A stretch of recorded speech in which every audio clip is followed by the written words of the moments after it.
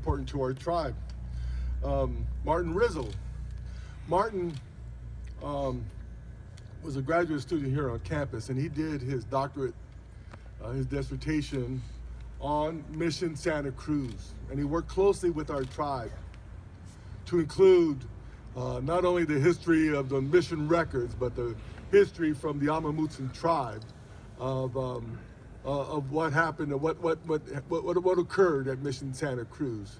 And so we invited Martin here today to say a few words about the missions and what today means. Thank you. Martin.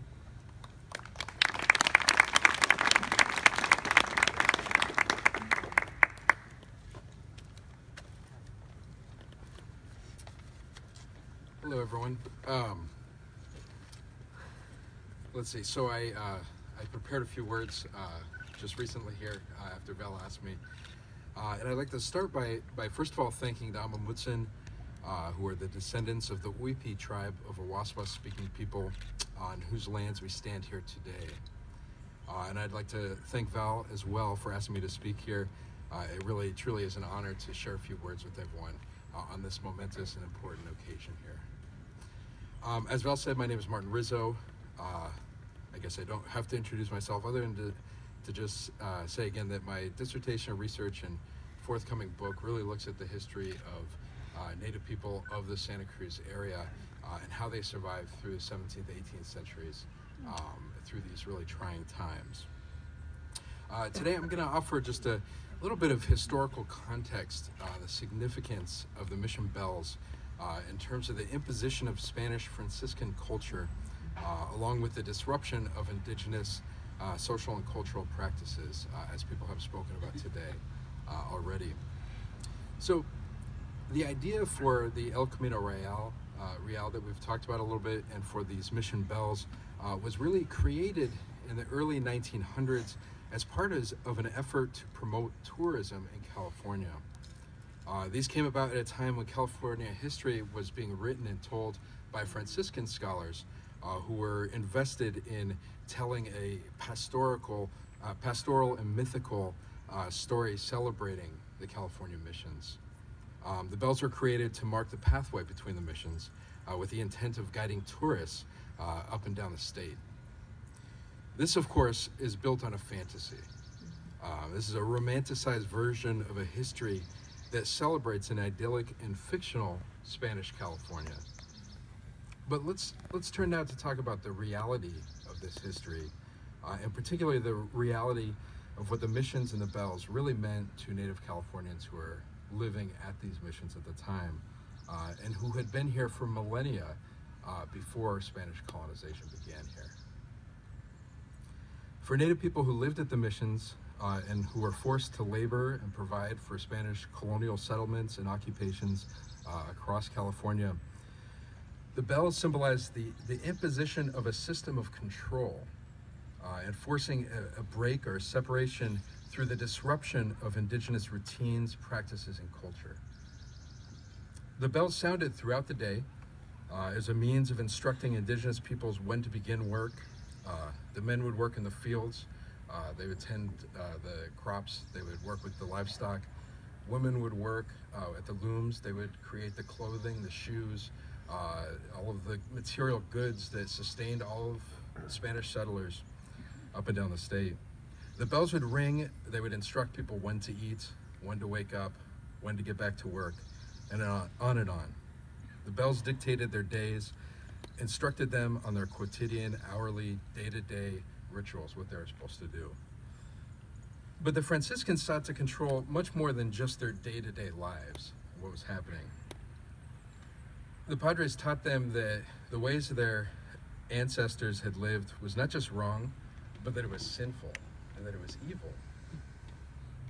They taught them that the ways that they had lived, the ways that they had tended their own crops and their own foodstuffs, the way they cultivated plants, the way they even prayed, were all wrong.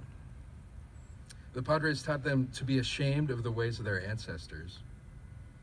And in doing so, the Padres sought to control their minds, their culture, and their bodies. And I want to give you one example of this control so that you can understand how deeply this went. Here, example from Mission Santa Cruz. And this is a story that was related in the oral histories that were recorded from a man indigenous man who lived at the missions by the name of Lorenzo Asesada. I want to warn you too, some of the stuff I'm going to talk about is a little intense. I did talk to the parents of a couple of kids to let them know that. But I think it's important to share these hard truths and to speak about them so that we can understand just how deep this all went. So Asesada tells of a story of a young Yokuts couple who had recently arrived from their home village in the San Joaquin Valley. And this couple was struggling with infertility. Now, to give some context, the Padres were obsessed with the fertility of Native women in a way that really is similar, and this story will show this.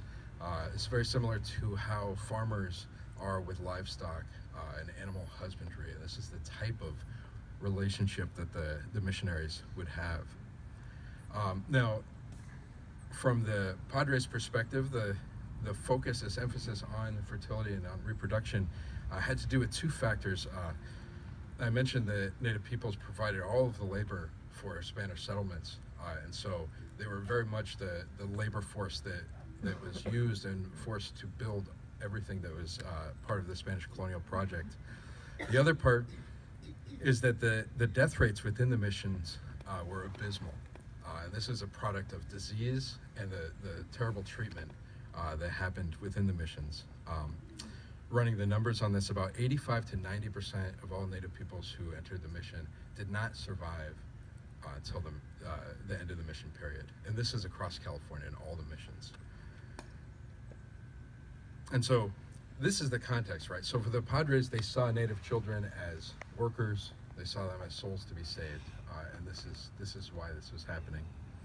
So let's go back to the couple. So the oral history that Asesada tells, he says that when the Padre learned that this couple was unable to bear children, he took them aside. He actually made them have intercourse in front of the Padre so that he could make sure that they were doing things right. And then, as if this were not enough of a violation, he separated the couple and inspected their genitals of each of them. And the oral histories tell that the woman fought back repeatedly. She refused, kicking and even biting the Padre in understandable defiance. And in the end, the Padre punished the couple by making the woman carry around a wooden doll